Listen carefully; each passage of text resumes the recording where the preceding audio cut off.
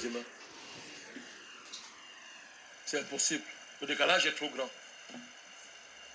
Possible. Les animaux et les hommes ont les rapports de maître. Nous dressons les animaux. Nous les domestiquons.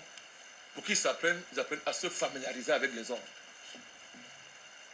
Macron est à cheval entre l'humanité et l'animalité. Non seulement Vauquiez l'a dit, son comportement, le monde le montre tous les jours en pays africains. On verra si on peut perdre le temps à le dresser. Sinon, on fait comme Baga a dit tout à l'heure à l'ONU. On lui mettrait une balle dans la tête. Il tire, on tire sur lui. Il dit un mot, on le met à sa place. C'est ça le paradigme maintenant de l'heure, c'est là qu'il s'agit. Donc on n'a pas de considération à attendre d'un petit garçon qui n'a pas fini ses humanités. Il est le père d'une famille, donc il est le moins âgé. Vous avez vu ça où? C'est quoi ça? Donc en termes d'humanité, il a encore beaucoup de classes à parcourir.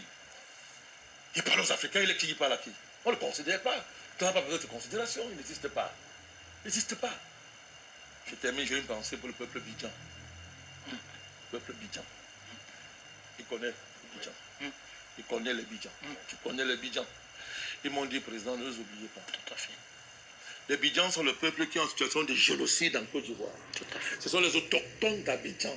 Abidjan vient de leur nom. Oui. La Tchéquie, le plan national ivoirien, vient de leur repas traditionnel. 85%, 95% des recettes fiscales de la Côte d'Ivoire viennent des terres Bidjan qu'on l'exploite. Et pour ça, les Français veulent génocider ce peuple-là avec la complicité de M. Ouattara et des hommes politiques. C'est des hommes politiques ivoiriens. Comme les Indiens aux États-Unis. Très bien. C'est ça. On les traque même à l'étranger. Je l'ai dit ce soir, on traque son prince. Salomon Aouré, à qui j'ai pensé ce soir. Restez tranquille. Nous ne vous avons pas oublié.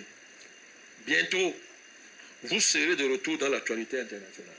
Parce que le silence sur votre génocide que vous subissez sera rompu. Merci à vous, Président Bandakani, pour cette intervention qui a eu valeur de première intervention, on va le dire comme ça. Oui. On va donc continuer le débat avec vous, Maître Janvier Momo, pour revenir un peu sur ce nettoyage, on va l'appeler comme ça, du Premier ministre par intérim malien, le colonel Abdoulaye Maïga. Je l'ai dit à l'entame de mon propos au début de cette émission, chacun en a pris pour son grade, que ce soit le président Alassane Dramane Ouattara, que ce soit le président Mohamed Bazoum et leur homologue Umaro Sissoko Embalo, sans oublier bien sûr Emmanuel Macron. Est-ce que, Maître Janvier Momo, on peut dire qu'à la suite de ce discours, les hostilités sont officiellement et définitivement lancées? Alors, merci pour cette question. Ce n'est pas aujourd'hui que les hostilités sont lancées. Et nous comprenons que le Mali est dans une situation où il faut nécessairement accepter de faire la lutte, accepter de faire le combat. Combat à tous les niveaux. Combat langagier, combat discursif, combat épistolaire. C'est ça la lutte. Lorsqu'on veut conquérir sa souveraineté, il n'y a pas un pan de lutte qui doit être laissé en veille.